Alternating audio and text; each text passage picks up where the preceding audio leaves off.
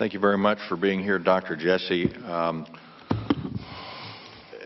My staff asked the office, and I know this is not under your purview, but what I asked for is, ask the Office of Congressional and Legislative Affairs to provide an organizational chart for VA's Office of Mental Health Services to include accompanying names and titles on the 18th of April. On May 7th, my staff was informed that this deliverable request would require either a letter from me as the chairman or to go through, now get this, members, a Freedom of Information Act request. I sent a letter requesting the organizational chart in writing that same day. However, I still don't have it. So either a chart doesn't exist or VA doesn't want to share it with the committee. What do you think about that? Well, first of all, I apologize. There's no reason why you nor anybody else should not have an organizational chart. I'm actually surprised they're not available on the web, but I apologize that you're being put through that amount of effort to get it, and I will get it to you. By close of business tomorrow would be appreciated. Can I have your personal assurances that we'll have it? I will certainly try, sir. Thank you very much. I heard you put try in there, but there's no reason that we can't have it by tomorrow. And if not, I'm gonna or if it doesn't exist, you're correct.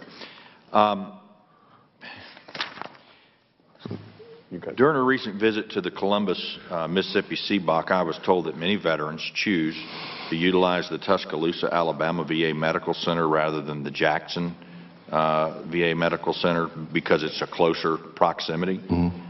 It was mentioned that there is a memorandum of understanding in place to allow this choice for veterans. So I guess my question is, in a supposedly integrated system, why is there a need for this type of bureaucracy in order to cross a VISN line?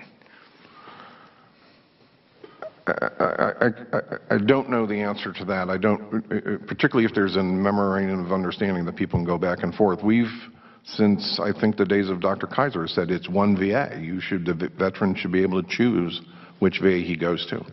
So I don't have the explanation for that.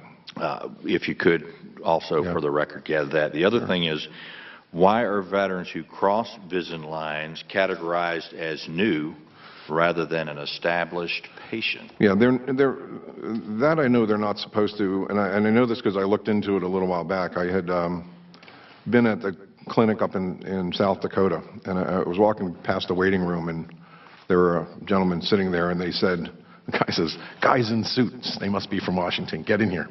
So I went and talked to them, and their comment was that they loved the care they were getting in South Dakota, but nobody stayed in South Dakota. Retired people tended to go to warmer places in the winter, and their only complaint was that they went somewhere else that they were not recognized, even though they were going to the same place over and over again. So I came back and looked into that. There is a process that people are supposed to follow to do that. And, apparently we don't have that message out as clearly as it needs to be. It should not happen. People, once you're in the VA, you should be in the VA. You can be found. But I will also say that there is an initiative going on now to actually not just do that across VHA, but across all of VA. So that whether you change an address in benefit side, that gets pulled over into a master index so that the whole entire agency sees each individual as one person and not having multiple different iterations across. And we need to do that in order to make this seamless. When VHA issues a policy letter or a directive, how does that instruction flow from the central office to the field? So the technical process is that as the directives get signed off by the undersecretary, then the distribution route goes through the networks. So it goes through network operations down to the network directors, and then from there it tiers down to the facilities and into the field. At the same time, the last line of virtually every directive, well, at least the clinical ones that I've been involved with, will have who your point of contact is if there's questions. So there's ways to move clarity and technical expertise back to the folks who were trying to implement that directive. And my final question, and I am running out of time, but the committee's been told repeatedly that the VA central office policy is often transmitted outside of any authority chain and often viewed by many VA medical centers as voluntary. Is that true? I certainly hope not. No, a directive, a directive is a directive, and there are very explicit statements about what's required. If there are options and opt-outs, they'll be placed in that directive.